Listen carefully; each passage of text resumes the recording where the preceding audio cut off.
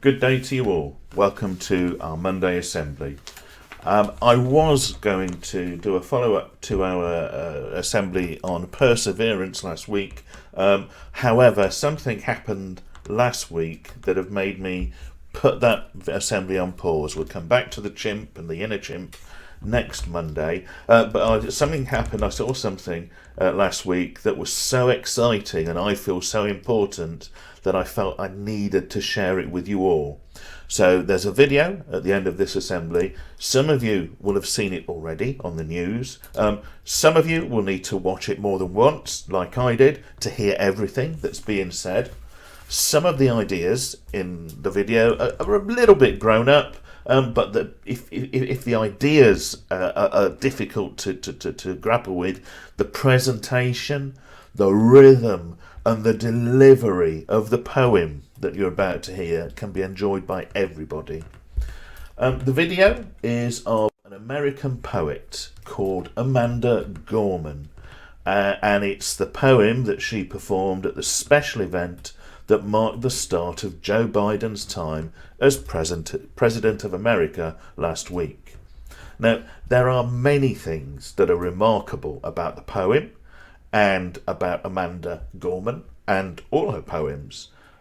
She was born in 1998, one of twins, and until 2 years ago she had a speech impediment which meant she couldn't pronounce the letter R. Whereas last week she spoke to the world. At age 15, she became a youth delegate for the United Nations, and at age 17, she became the first National Youth Poet Laureate in America. The poem describes some of the events that took place in America on the 6th of January. However, the message is broader than just one day's events. The poem tells us that although we're all different, we need to put our differences aside, and that to move forwards, we need to build bridges. It's a message that shows us a light in these dark, uncertain times, and that although life is difficult at the moment, we have hope. And now I'm going to let you enjoy the poem. Let me introduce Amanda Gorman, our nation's first ever National Poet Laureate.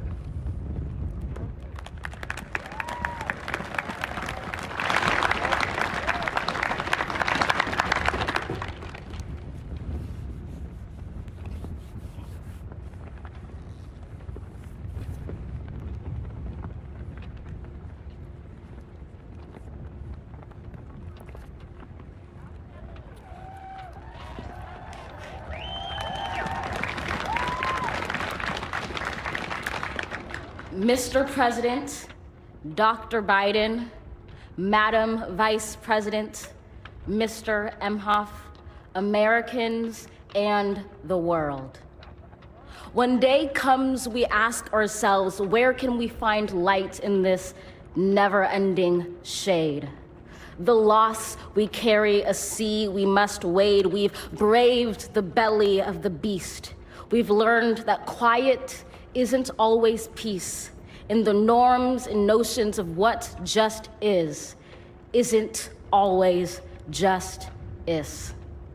And yet the dawn is hours before we knew it. Somehow we do it. Somehow we've weathered and witnessed a nation that isn't broken, but simply unfinished. We, the successors of a country and a time where a skinny black girl descended from slaves and raised by a single mother can dream of becoming president, only to find herself reciting for one. And yes, we are far from polished, far from pristine, but that doesn't mean we are striving to form a union that is perfect. We are striving to forge our union with purpose, to compose a country committed to all cultures, colors, characters, and conditions of man. And so we lift our gazes not to what stands between us, but what stands before us. We close the divide because we know to put our future first, we must first put our differences aside. We lay down our arms so we can reach out our arms to one another. We seek harm to none and harmony for all. Let the globe, if nothing else, say this is true. That even as we grieved, we grew, that even as we hurt, we hoped, that even as we tired, we tried, that we'll forever be tied together, victorious, not because we will never again know defeat, but because we will never again sow division. Scripture tells us to envision that everyone shall sit under their own vine and fig tree, and no one shall make them afraid. If we're to live up to our own time, then victory won't lie in the blade, but in all the bridges we've made. That is the promised glade, the hill we climb, if only we dare it, because being American is more than a pride we inherit. It's the past we step into and how we repair it. We've seen a force that would shatter our nation rather than share it, would destroy our country if it meant delaying democracy. And this effort very nearly succeeded. But while democracy can be periodically delayed, it can never be permanently defeated. In this truth, in this faith we trust, for while we have our eyes on the future, history has its eyes on us. This is the era of just redemption. We feared it at its inception. We did not feel prepared to be the heirs of such a terrifying hour, but within it we found the power to author a new chapter, to offer hope and laughter to ourselves. So, while once we asked, how could we possibly prevail over catastrophe? Now we assert, how could catastrophe possibly prevail over us? We will not march back to what was, but move to what shall be, a country that is bruised but whole, benevolent but bold, fierce and free.